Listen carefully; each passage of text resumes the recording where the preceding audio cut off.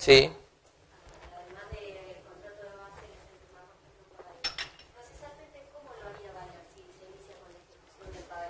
Es una excelente pregunta. Es una excelente pregunta. Yo entiendo que en principio deberíamos hacerlo, es decir, como mínimo a través de una habilidad de título. Claro, lo que sucede es que hay otra discusión secundaria, que es si el título ese o pagaré puede ser ejecutado en una relación de consumo, y eso hay toda una discusión al respecto, y vuelvo a citar al doctor Carlos Hernández, quien el otro día en una charla que dio en Bahía Blanca dijo una cosa que me pareció muy inteligente.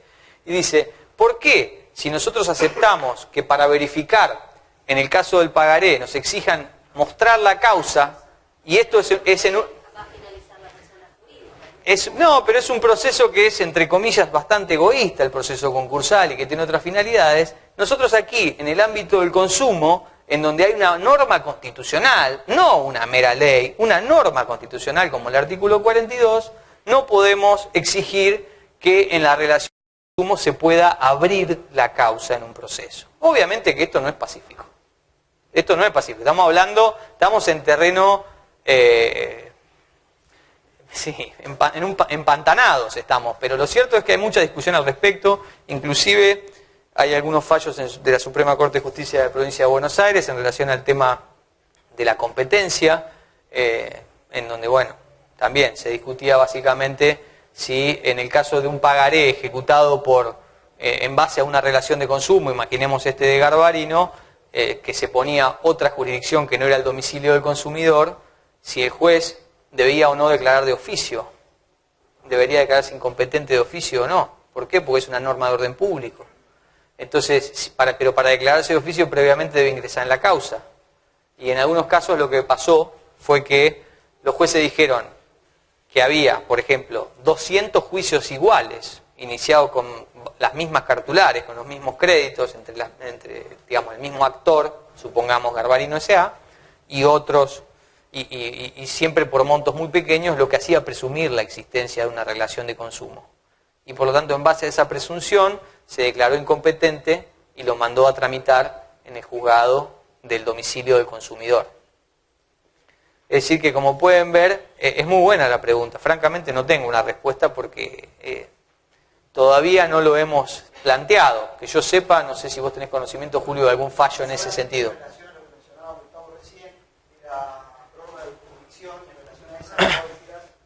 Bien, llegamos entonces a la reforma de la ley 24240. Ustedes saben que esta ley, que reforma y modifica el código, tiene un anexo 2 de derogaciones y sustituciones, podríamos decir ahora, porque por suerte muchos artículos no se derogaron, y modifica centralmente en lo que respecta a la ley 24240 el artículo 1, que es el concepto o el alcance de la definición de consumidor, al que nos vamos a referir ahora. El artículo 8 sobre la publicidad heterónoma, a la que ya hicimos referencia, que se incorporaba. El 40 bis, que es el tema del daño directo, que bueno, solamente lo vamos a mencionar porque no lo vamos a detener en el hoy. Y el artículo 50, que es el tema de prescripción, que ese sí es un tema al que ahora me voy a referir en concreto.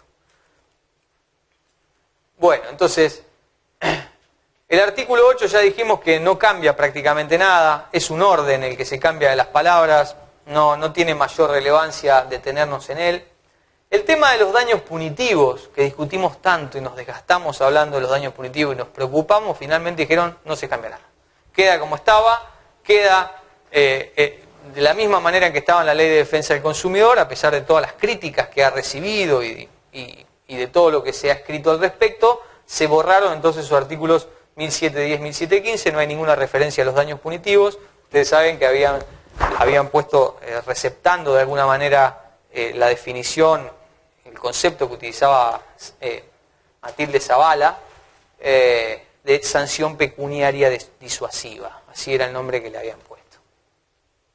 El daño directo, que bueno, también recibió numerosas críticas y que sí aquí se incorpora una modificación que de alguna manera recepta parte de esas críticas, pero despierta nuevas, ¿no? Así que me parece que el daño directo es un tema que merece una charla específica al respecto y por eso no nos detenemos en él. Las normas interpretativas del artículo 37, que en principio parecía que iban a ser derogadas, que son las normas de interpretación de la Ley de Defensa del Consumidor y las cláusulas abusivas, siguen vigentes, por lo tanto se articulan con lo que ya dijimos de normas interpretativas del Código Civil y Comercial, unificado. En prácticas abusivas, lo dejo a Julio que hable. Información y publicidad también se incorporan en ese capítulo de artículo, lo va a hablar Julio. Compraventa de cosas muebles.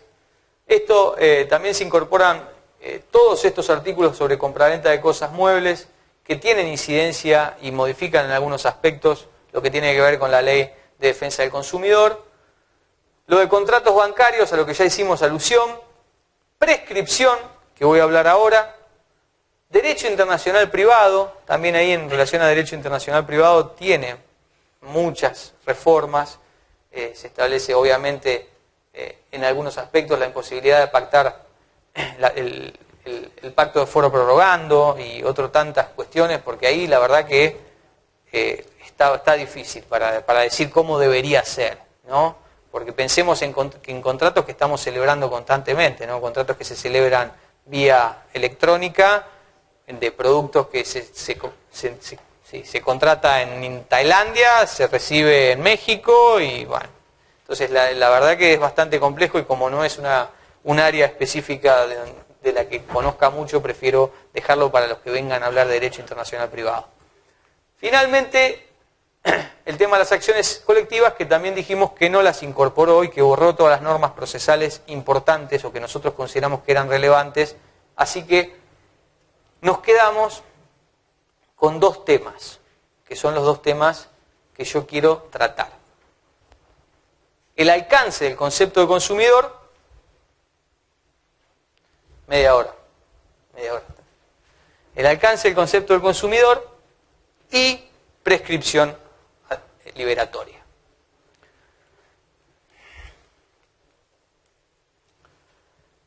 Ya dijimos que la incorporación en el artículo 42 de la relación de consumo se centra en la noción de acto de consumo. Nos olvidamos del contrato. Si ya no necesitamos el contrato para probar que existe un vínculo entre el proveedor y el consumidor y que por lo tanto se nos aplican las ventajas derivadas de la Ley de Defensa del Consumidor o en este caso del Código Civil y Comercial. Obviamente no lo dije, ¿no? Pero las ventajas ¿cuáles son? La gratuidad, la inversión de la carga de la prueba, la solidaridad del artículo 40 de todos los que intervienen en la cadena, es decir, la posibilidad de seleccionar el proceso más breve posible, el más corto, el sumarísimo, en el caso de la provincia de Buenos Aires, supongo que aquí tendrán también el sumarísimo. Es decir, son muchas ventajas. La posibilidad de que los plazos de prescripción se cuenten de otra manera, si somos considerados consumidores o si no lo somos. Básicamente, supera entonces la distinción entre lo contractual y lo extracontractual. Esto ya se reconoció en un fallo que se llama Ferreira con Bicop, de la Corte Suprema de Justicia Nacional del año 2006, en donde Lorenzetti dijo justamente, construyó, para decirlo así, a partir de este fallo, como se ha construido a partir de otros fallos, otros conceptos, la idea de relación de consumo que luego fue utilizada en otro leading case, al que nos vamos a referir, que se llama Mosca. ¿Qué dijo Lorenzetti? La fuente de esta relación, la de consumo, puede ser un contrato o actos unilaterales o bien hechos jurídicos. Es decir, no necesita que sea un contrato.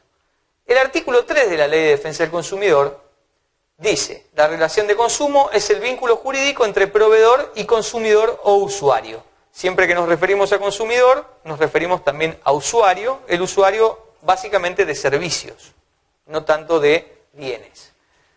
Las disposiciones de esta ley se integran con las normas generales y especiales aplicables a la Ley de Defensa de la Competencia, la Ley de Lealtad Comercial o las que en el futuro las reemplacen. Y acá viene la parte más interesante. En caso de dudas sobre la interpretación de los principios que establece esta ley, prevalecerá la más favorable al consumidor, que es lo mismo que vimos que estaba en el 1094, es decir, la misma regla, indubio pro consumidor. Finalmente, las relaciones de consumo se rigen por el régimen establecido por esta ley y sus reglamentaciones, sin perjuicio de que el proveedor, por la actividad que desarrolle, esté alcanzado a sí mismo por otra normativa específica. Y esto era lo que decíamos en relación al señor banquero y todo lo demás, y lo que vimos al principio de esta charla. Básicamente estas son las pautas que establecía la Ley de Defensa del Consumidor, entonces, en relación a la relación de consumo en su artículo 3. ¿Qué dice el Código Civil y Comercial? Artículo 1092. abajo del título de contratos de consumo. Primer artículo, relación de consumo, consumidor. Relación de consumo es el vínculo jurídico entre un proveedor y un consumidor. Eso no cambia nada. Y luego ingresa a la definición de consumidor que nosotros la tenemos en el artículo 1 de la Ley de Defensa del Consumidor. Y dice, se considera consumidor a la persona física o jurídica, esto me quedó delante del proyecto, es humana, ahora es la persona humana o jurídica que adquiere o utiliza en forma gratuita u onerosa bienes o servicios como destinatario final en beneficio propio o de su grupo familiar o social. Ese es el consumidor directo, stricto sensu o dentro de la relación de consumo.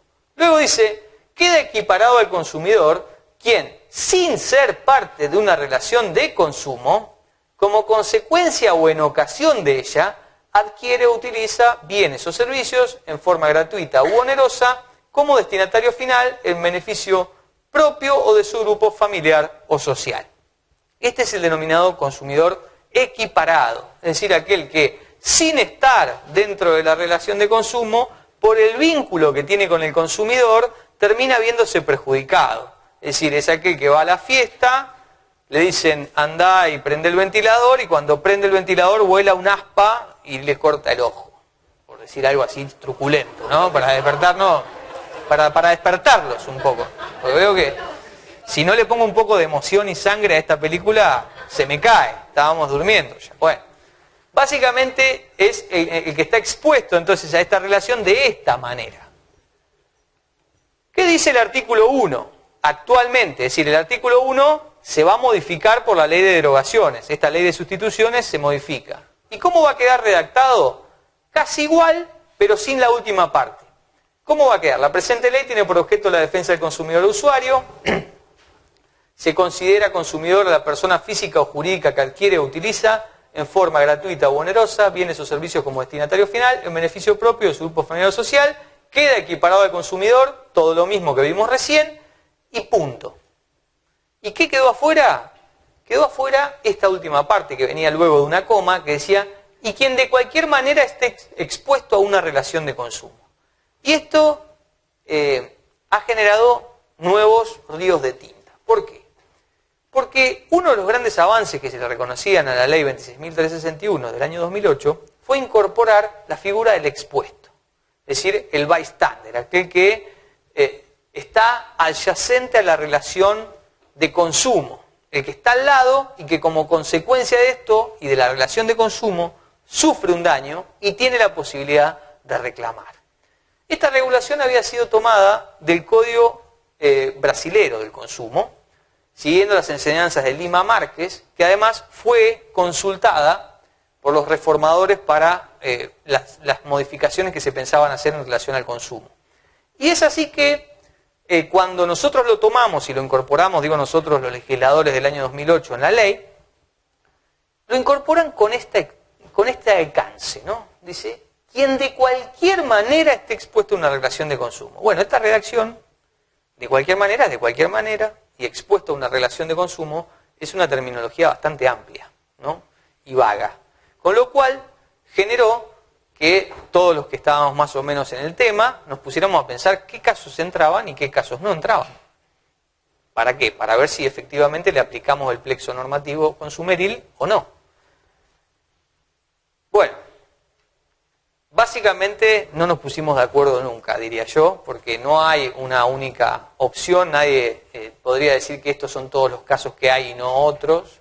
Hoy veníamos comentando justamente el caso bastante conocido de Waldo Sobrino, que él dice que la víctima de un accidente de tránsito es consumidor.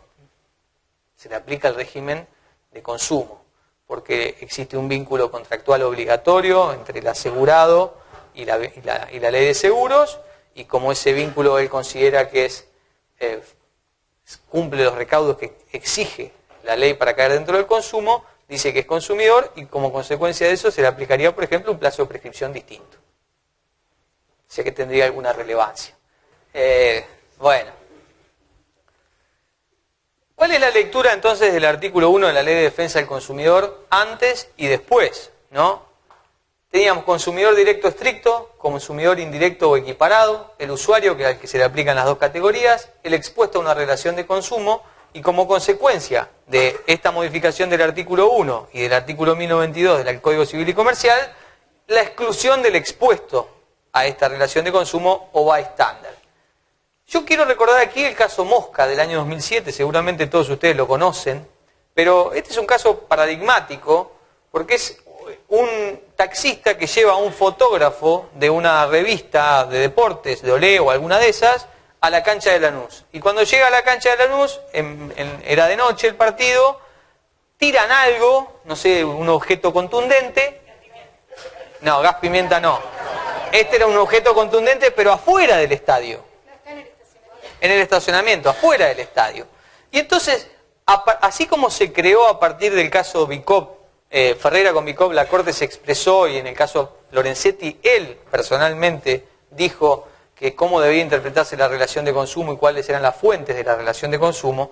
Aquí en el caso Mosca hizo algo parecido con el expuesto a una relación de consumo.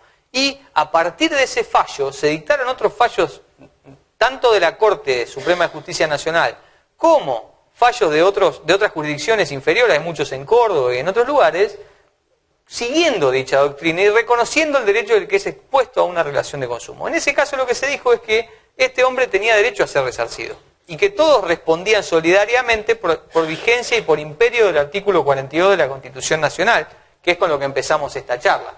Y lo copié para leerlo, para ver lo que decían, ¿no? El derecho a la seguridad previsto por el artículo 42 de la Constitución Nacional, referido a la relación de consumo, abarca no solo a los contratos, sino a los actos unilaterales como la oferta a sujetos indeterminados. En el caso, formulada por los organizadores de un partido de fútbol, por los que la seguridad debe ser garantizada en el período contractual y en las situaciones de riesgo creadas por los comportamientos unilaterales respecto de sujetos no contratantes. Acá el juicio fue contra AFA, contra el Club Lanús, contra la provincia de Buenos Aires por no proveer seguridad y solamente en base al artículo 42 dice, es decir, la protección me la tienen que dar y si yo no soy parte de la relación de consumo, no entro al estadio a ver el partido, si entro al estadio no hay duda, ¿no es cierto? No soy el que acompaña en ese caso y estoy aunque no haya sido el que compró las entradas, sino que soy uno que está ahí cerca, adyacente, parado, el bystander es el que está paradito al lado del consumidor y que a pesar de eso, por imperio de la Constitución Nacional, le reconocemos derechos y protección jurídica. Es decir que, aquí me cito a Genaro Carrió porque me causa gracia lo que dice, pero es tan cierto, dice, contra lo que puede parecer, jamás se debe olvidar que la Constitución Nacional forma parte del derecho privado positivo argentino. Es decir, parece que no estamos acostumbrados a pensar que el derecho constitucional es derecho, ¿no? Y yo me acuerdo cuando yo estudié Derecho Constitucional, que soy grande pero no tanto, era reciente la reforma del año 94, y nos hablaban constantemente de las normas operativas y las programáticas. Entonces uno aprendía, decía, los autores decían, la Constitución es un catálogo de ilusiones, que no se aplican, que no tienen importancia. Ese criterio cambió, y me parece que cambió también la visión que se tiene de la Constitución Nacional y al incorporarlo en el artículo 1 del Código Civil y Comercial, unificado, próximo a entrar en vigencia, nosotros los abogados también tenemos que ajustar ese razonamiento y pensar siempre desde la Constitución para lo demás. Entonces yo me pregunto, ¿no? Ya que Lorenzetti no está para preguntarle. Si él dijo esto antes, y dijo también en Ferreira con Bicop el tema de la relación de consumo. ¿Cómo lo va a cambiar ahora en el código? ¿No? Lo sacó, ¿y cuál es el efecto de que lo hayan retirado? Quiere decir que ahora si el mismo hombre, este mismo hombre va a la cancha, otro tiene el mismo accidente en circunstancias similares, que puede pasar cualquier fin de semana aquí, no le van a dar protección. Va a llegar a la corte y le van a decir, ¿sabe qué? Como el artículo 1092 no tiene más el expuesto a una relación de consumo y lo borramos del artículo 1, usted no tiene más protección. Yo creo que eso no va a pasar. Yo creo que el avance que se hizo, progresivo, en el reconocimiento de los derechos, no permite que se retrograde solamente con excluirlo de una ley que se dictó a posteriori. Porque fíjese que estos fallos fueron anteriores a la reforma del 2008. Y es decir, en la reforma legislativa se reconoce y se cristaliza lo que ya había dicho la Corte en los fallos anteriores, ¿no? Entonces, Exacto, no lo tenemos establecido exclusivamente como, o tan firmemente como el derecho laboral, que vos decís cualquier cosa y te dicen, principio de progresividad. Acá no está todavía, pero va a llegar, yo creo que va a llegar. Es decir, que básicamente me parece a mí que la interpretación hermenéutica correcta va a llevar a que se tenga que seguir aplicando. No nos guste, es una puerta que se abrió y que es muy difícil de cerrar. Yo no digo que estoy de acuerdo en que se aplique abiertamente para todos. Yo también tengo clientes que estarían preocupados, ¿no es cierto? Si en una interpretación muy amplia. Pero ¿cuántos casos hay, Mosca? Tampoco es tan habitual, ¿no? Bueno, ¿qué se dijo? Esto lo leo por si no lo ven. En las Jornadas Nacionales de Derecho Civil, en la Comisión 8 que se llevaron a cabo en Buenos Aires en el año 2013, se discutió justamente este tema. Y fíjense lo que se dijo en el despacho de la mayoría.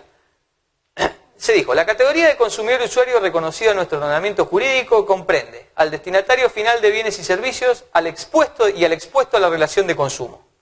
Esta última figura amplía la categoría conceptual del consumidor y usuario con sustento en la función preventiva y reparatoria que despliegan numerosos institutos del derecho del consumidor y se justifica también por la proyección colectiva que suele tener la afectación de sus derechos. Respecto al expuesto de la relación de consumo, despacho A. Cualquier intento legislativo de suprimir el expuesto a la relación de consumo en la Ley de Defensa del Consumidor debe declararse inconstitucional. Eso lo dijo la mayoría en las jornadas nacionales, lo que se supone que refleja, de alguna manera, la posición mayoritaria de quienes componemos o somos parte de esta comunidad jurídica, ¿no es cierto? Y en la minoría se dijo, de alguna manera, la postura que se adopta o la explicación que se da en la reforma.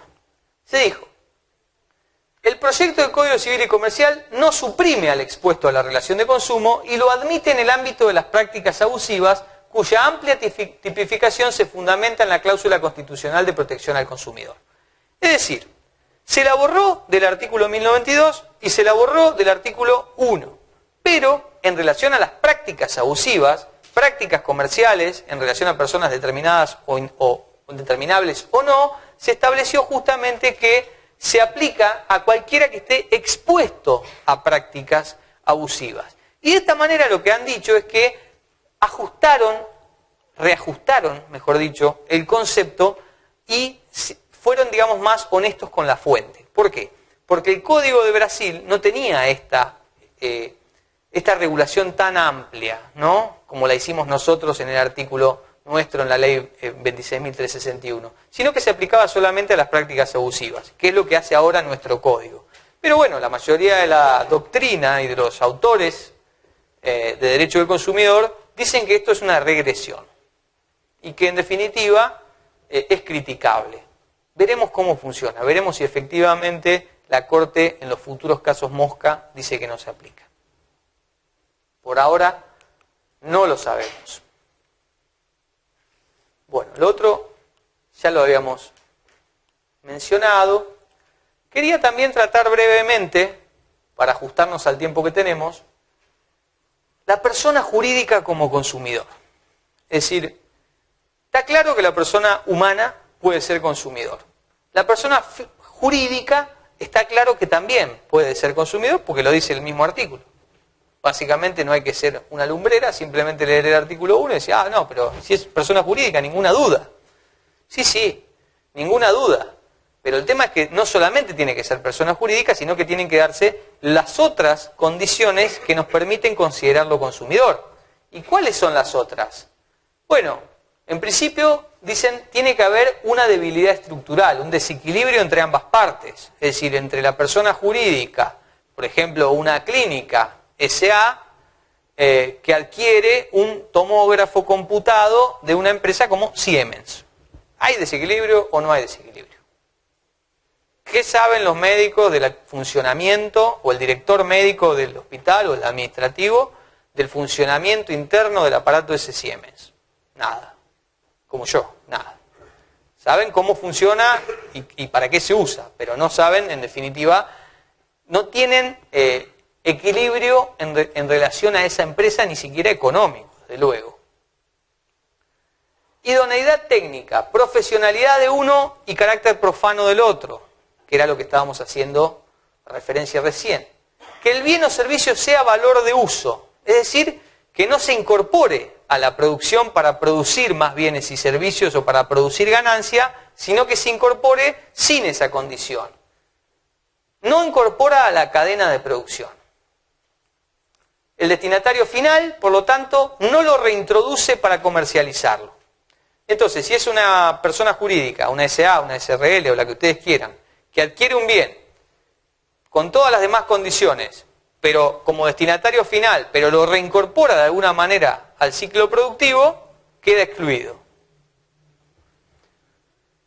Y la pregunta es, ¿cuáles son los casos que quedan incluidos? ¿Qué caso se les ocurre a ustedes de una persona jurídica cuyo objeto social tiene por definición el lucro, que pueda, las comerciales por lo menos, que pueda incorporar un bien como destinatario final y que merezca la protección como débil jurídico?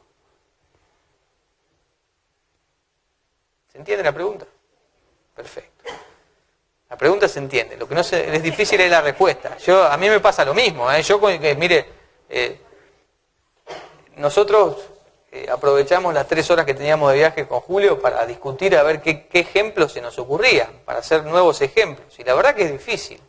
Yo encontré este fallo, que lo cita Yuyent Bas en un libro que publicó en el Reparso del Derecho del Consumidor el año pasado, que dice lo siguiente, ¿no? Tartagliani, Julieta contra Andecam S.A. y otros daños y perjuicios. Acá pretendía aplicar la Ley de Defensa del Consumidor diciendo, no sé cuáles eran todos los hechos, así que les cuento lo que sé, que el camión, se trataba de un bien que había sido adquirido, que era un camión, era de uso mixto. Es decir, que ese camión, que pertenecía a una SRL, una SRL, bien digo, era utilizado para fines comerciales, con lo cual se lo utilizaba y se lo introducía dentro de la producción y por lo tanto no sería considerado destinatario final, que sería lo habitual, pero que además el socio gerente lo usaba para fines familiares o sociales. Y ahí le reconocieron, en función del carácter mixto, la condición de consumidor. Yo la verdad que no estoy tan seguro, ¿no? Porque a mí es lo que decíamos hoy. Bueno, pero sería más o menos el mismo caso, decís vos. Bueno, por eso a mí me generan ciertas dudas, un poco lo que decía también aquí la colega, es decir, el socio gerente no es el dueño del camión, es el socio gerente. Si yo entiendo la interpretación extensiva y que tratemos de hacerlo lo más inclusiva posible, que el derecho del consumidor es un derecho que trata de expandirse y de incorporar para proteger, todo eso lo entiendo, pero me parece excesivo. Me parece excesivo aquí porque estaría, en realidad, yo por lo menos no termino de entender con los hechos que están ahí relatados por qué le dan la condición de consumidor. Y Julio también habías dicho otro ejemplo que era yo dije el de los aires acondicionados. En una empresa, en una SA, que ponen aires acondicionados en el sector administrativo, que en teoría no debería tener nada que ver con el sector de producción. Pero hay una trampita. Si yo hace 35 grados de calor y tengo 10 administrativos, si tengo aire, ¿trabajan más o menos? Yo les pregunto. Entonces, claro, yo lo que digo es eso, digamos, si es difícil de elucidar. ¿Cuál otro? El caso de los regalos empresariales. Una SA que adquiere regalos, canastas con vinos y cosas ricas para fin de año. ¿Se le aplica la ley de consumidor o no se le aplica?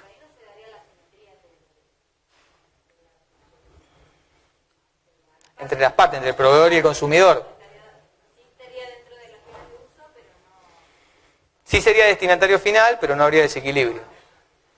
Igual la ley habla de destino final. No, la ley habla de destino final, exacto. El tema de la simetría lo exige de alguna manera la doctrina. Es decir, siempre se habló de que... Es el fundamento de la regulación. Claro, es un poco la interpretación, pero la ley solamente dice destinatario final, ¿no? Dice consumidor, persona jurídica o física que utiliza o adquiere bienes o servicios para sí o para su grupo familiar social,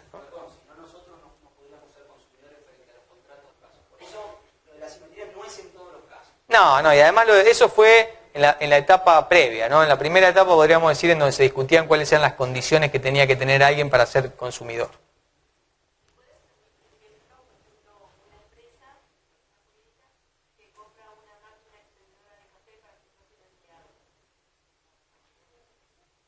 Sí, en principio te tendría que decir, yo creo que es para pensarlo, lo que pasa es que yo tengo un contraargumento muy rebuscado, pues es un contraargumento de economía, ¿no? Pero si yo les doy 3 tazas de café a mis empleados del estudio, ¿hacen más cédulas o menos cédulas? ¿Las hacen más contentos o menos contentos? Porque la economía mide felicidad, ¿no? No, yo tampoco, no. Está bien. Bueno, pero además no se aplica. No, el de la empresa que regala la canasta navideña y se intoxican las personas con un budín. Quedan alcanzados por la canasta. Perdón, ahí quedan alcanzados los que lo consumen. Claro. Y no hay ninguna duda con respecto a eso. ¿Qué pasa con el que se lo regaló? Ese es el tema. Claro. No, quien lo consumió no hay duda. Pero hay mucha confusión. A mí me ha pasado responder cartas documento diciéndole esto no es relación de consumo. De una empresa que me reclama a mí a otra empresa y me dice y me amenaza que me va a aplicar la ley 24240. Me amenaza en broma, ¿no? Dice, bajo apercibimiento de aplicar la ley 24240. Entonces le contesto, mire, no se aplica la ley 24240 acá, ¿no? Entonces yo creo que es importante pensar eso, más allá de que podamos o no ponernos de acuerdo. Por lo menos en el ejercicio es importante. Bien, el otro polo, el polo del proveedor, ya estamos terminando. Ya los libero. Se refiere a todo el sector oferente de productos y servicios. Terminamos con el polo del consumidor y nos vamos al otro que es el que termina o cierra el vínculo entre consumidor y proveedor. Lorenzetti dice que esta noción de proveedor es propia del derecho del consumidor, lo que es cierto porque no se utiliza en ninguna otra rama del derecho. El artículo 2 se refiere a ciertas características que tiene que tener la persona para ser considerada proveedor. ¿Qué tiene que ser? Profesional, tiene que tener profesionalidad, aún ocasionalmente en la relación de consumo y dice que enunciativamente todo lo que pueda hacer. Producción, montaje, creación, construcción, transformación, importación, distribución y comercialización de bienes y servicios. Excluye a los profesionales, porque hicimos muy bien nuestro lobby, y nos incluye solamente como proveedores en relación al tema de la publicidad. Es decir, en lo que tiene que ver con la publicidad, sí podemos caer dentro de la Ley de Defensa del Consumidor. Y esto es lo que dice el artículo 2 de la Ley de Defensa del Consumidor actualmente, que no ha sido reformado y que no va a ser reformado porque no está dentro de las leyes de derogaciones que incorpora la Ley 26.994. Dice, es la persona física o jurídica de naturaleza pública o privada que desarrolla de manera profesional, aún ocasionalmente, actividades de producción, montaje, No están comprendidos en esta ley los servicios de profesionales, pero sí la publicidad que se haga de su ofrecimiento. Se lo resumo para evitarle el cansancio. Esta redacción es clara. Dice, el que lo desarrolla de manera profesional, aun que no lo haga en forma constante, exclusiva, aún ocasionalmente. Así que yo lo hago de vez en cuando soy profesional y lo hago de vez en cuando. Perfecto. Ahora bien, ¿qué dice el artículo 1093 que regula el contrato de consumo, luego el 1092 que regula la relación de consumo? Contrato de consumo es el celebrado entre un consumidor o usuario final con una persona humana o jurídica que actúe profesional u ocasionalmente, o con una empresa productora de bienes o prestadora de servicios pública o privada que tenga por objeto la adquisición, uso o goce de los bienes o servicios por parte de los consumidores o usuarios para su uso privado, familiar o social. Aquí hay alguna duda, porque que actúe profesional u ocasionalmente no es lo mismo que actúe profesional, aún ocasionalmente, ¿no? Pareciera entonces que en este caso se amplió de alguna manera la cuestión. Y entonces algunos profesores en distintas reuniones han planteado que esto puede generar alguna duda interpretativa. Yo creo que si hacemos un análisis, mejor dicho, sistemático, dado que el artículo 2 no ha sido derogado, la interpretación debería seguir siendo la misma. Ahora yo digo, si hicimos tanto esfuerzo para tener un código, y había algo que estaba bien. ¿Para qué lo cambiaban? ¿Por qué no lo pusieron más o menos de la misma manera en la que estaba y todos entendíamos lo mismo? Entonces veníamos hablando justamente de eso, de que va a pasar lo que pasaba con, por ejemplo, en 1113, que los abogados le decíamos decir lo que nosotros queríamos y nos habíamos puesto de acuerdo que decía una cosa que no decía, ¿no es cierto? Entonces, acá va a pasar lo mismo. Esto vamos a hacer de cuenta que no existe y nos vamos a seguir aplicando el artículo 2, total no se modificó, pero existe. Entonces alguien podría decir, mire, el Código Civil y Comercial dice ocasionalmente, y tendría razón. No necesitaría ser profesional, es decir, que podríamos entrar dentro de la normativa de derecho del consumidor con todas esas consecuencias negativas y positivas según el polo en el que estuviéramos ubicados. Por ejemplo, en una venta, yo le vendo el auto al señor y se terminó el tema. Me dice, era ocasional. Siempre digo, no, es mi auto que se lo vendí al señor y es ocasional. ¿No sos profesional? No, no me dedico a la venta de autos, soy abogado. ¿Pero ocasionalmente vendiste el auto? Sí. Entonces, bueno, eso era lo que quería remarcar en relación a este tema. Y para terminar, vamos a ver muy brevemente, en los 5 minutos que me quedan, el tema de interpretación. Para cerrarlo, son las 18:05, 0:10 máximo terminamos, porque llegaron ustedes un poco más tarde, hay que decir las cosas como son también. Pero no quiero dejar de cerrar esto. El artículo 1094, al que ya nos referimos, en su parte final dice, en caso de duda sobre la interpretación de este código de las leyes especiales, prevalece la más favorable al consumidor.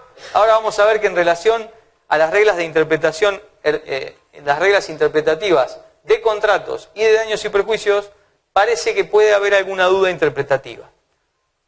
Interpretación del contrato de consumo. El contrato se interpreta en el sentido más favorable para el consumidor. Esta es una regla intracontrato, ¿no? Y dentro del contrato, cuando existen dudas sobre los alcances de su obligación, se adopta la que sea menos gravosa. Pero yo para esto quería decir lo siguiente. No es solamente en caso de duda. El indubio pro consumidor no es solamente en caso de duda, porque a veces puede que no haya duda, sino que hay colisión de normas de distintas jerarquías. Y en ese caso lo que nosotros tenemos que pensar es en la última parte del artículo 3.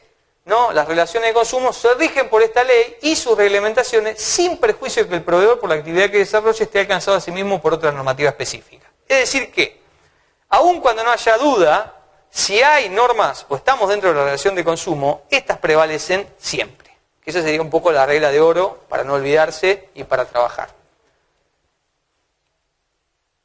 Entonces, si leemos la prelación normativa del artículo 963, que seguramente habrán visto en la mañana, dice, cuando concurren disposiciones de este código y de alguna ley especial, las normas se aplican con el siguiente orden de prelación. Normas indisponibles de la ley especial y de este código. Normas particulares del contrato, normas supletorias de la ley especial, normas supletorias de este código. Luego en la prelación normativa, en la parte de daños, dice, en los casos en que concurran disposiciones de este código y de alguna ley especial relativa a la responsabilidad civil, son aplicables en el siguiente orden de prelación. Las normas indisponibles de este código y la ley especial, es decir, al revés. Entonces, la duda se generaría, por ejemplo, en relación al artículo 40 de la Ley de Defensa del Consumidor, que establece la solidaridad entre todas las partes de la cadena de producción, ¿no? Comercialización.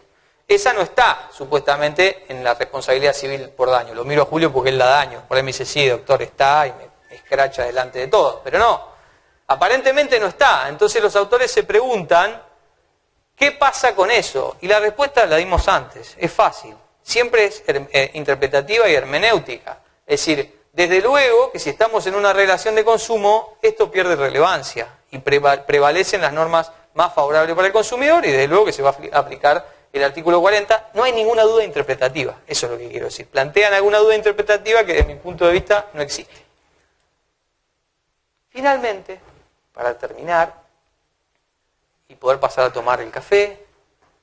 Este sí es un tema sumamente práctico. Ustedes saben que los plazos de prescripción, según estemos o no en una relación de consumo, se alargan o se acortan. Es decir, la idea es que se flexibilizan los plazos de prescripción para cumplir con esta regla de favorecer al consumidor o para darle la norma más favorable al consumidor. El artículo 2560 en el libro sexto del Código Civil y Comercial Unificado, dice, el plazo de prescripción es de 5 años, excepto que esté previsto uno diferente, es decir que ahora el plazo residual va a ser siempre de 5 años. Luego dice, esto no lo leo porque no tiene nada que ver con lo que a nosotros nos interesa. El reclamo de la indemnización de daños derivados de la responsabilidad civil prescribe a los 3 años. Es decir, que de alguna manera unifican el plazo de 3 años, con lo cual de alguna forma perdería cierta relevancia la discusión de si son 3 o 2 años y si se aplicaba la ley de defensa del consumidor o la de responsabilidad civil de 2 años. Luego se establece plazo de prescripción de 2 años. Pedido de declaración de nulidad relativa y de revisión de actos jurídicos. Sí, 2 años de prescripción si no es de consumo. Si no 3, ahora vamos a ver si no 3. Esa es la duda, esa es la duda. Después dice, el reclamo de derecho común de daños derivados de accidente de enfermedad del trabajo, el reclamo de todo lo que devenga por años o plazos periódicos más cortos, excepto que se trate de reintegro de un capital en cuotas, el reclamo de los daños derivados del contrato de transporte de personas o de cosas, aquí aparentemente mejoró el plazo de prescripción, que era de 1 año, pasó a 2, que este también generaba ciertos problemas en el transporte terrestre de pasajeros. Y los otros 2 no me interesan. Y remarco también el 2564, el plazo de 1 año, en el caso de vicios redivitorios y ruina total o parcial, para reclamar, por ejemplo, en relación al constructor, que serían plazos de prescripción relevantes. ¿Qué pasa? Bueno, por empezar que hay un plenario de la Cámara Nacional Civil, este SAES con Astrada, en donde resolvió que, en un caso en donde se discutía justamente sobre la aplicación del plazo de prescripción al transporte público de pasajeros, que se aplicaba el derecho del consumidor, que es lo que decía el colega, correctamente dijo, si hay relación de consumo deberían ser 3 años, si no este tipo estuvo hablando 2 horas de gusto. Y es así, efectivamente, la Cámara Nacional Civil en pleno dijo que se aplicaba el plazo de prescripción más benévolo, más largo de 3 años. No hay duda, fantástico. La duda está acá. En la ley de derogaciones se modificó el artículo 50 de la ley de defensa del consumidor que establecía la prescripción. La prescripción dice las acciones judiciales, las administrativas y las sanciones emergentes de la presente ley prescribirán en el término de 3 años cuando por otras leyes generales o especiales se fije en plazo de prescripción distinto al establecido precedentemente, se estará el más favorable al consumidor usuario. Si más claro, imposible. La prescripción se interrumpirá por la comisión de nuevas infracciones o por el inicio de las actuaciones administrativas o judiciales. Fantástico. Este artículo me parece que estaba bien. ¿Qué hicimos? Cambiamos el artículo y pusimos esto, dice ahora el artículo 50. Dice, las sanciones, no las acciones judiciales ni las administrativas, solamente las sanciones emergentes de la presente ley prescriben en el término de 3 años. La prescripción se interrumpe por la comisión de nuevas infracciones o por el inicio de las actuaciones administrativas. ¿Qué quiere decir? ¿Vio? Es importante entonces venir. Lo interesante es que solamente las sanciones emergentes van a prescribir por 3 años. ¿Y entonces qué plazo de prescripción se aplican a las relaciones de consumo? Y entonces ahí el doctor Álvarez de Arrondo, en una explicación muy buena que tiene del tema, dice, mire, si no hay ningún plazo, se aplica el plazo de 5 años. Y está bien, tiene razón, se aplica el plazo de 5 años. Y entonces dice, aquellos pobrecitos que han pensado que con el lobby de modificar el artículo 50 iban a obtener que volviéramos al viejo plazo, o que volviéramos al plazo de 2 años en vez de al 3, y que termináramos con esta discusión, ¿qué han logrado? Han logrado justamente lo contrario. Es decir, han venido por lana y han salido trasquilados. ¿No es cierto? Vinieron para bajarnos y subimos a 5. Es decir, que ahora, una de las interpretaciones posibles, plausibles, y que creo que es la que corresponde, es que el plazo de prescripción que se va a aplicar es el de 5 años, porque el de las sanciones no se puede aplicar a las acciones, por más que querramos forzar. O nos siguen aplicando el de 3, sin base normativa, o nos aplican, en base al Código Civil y Comercial, el plazo de 5 años. Así que, con esto, si quieren formular alguna pregunta, estoy disponible. Y si no, he terminado.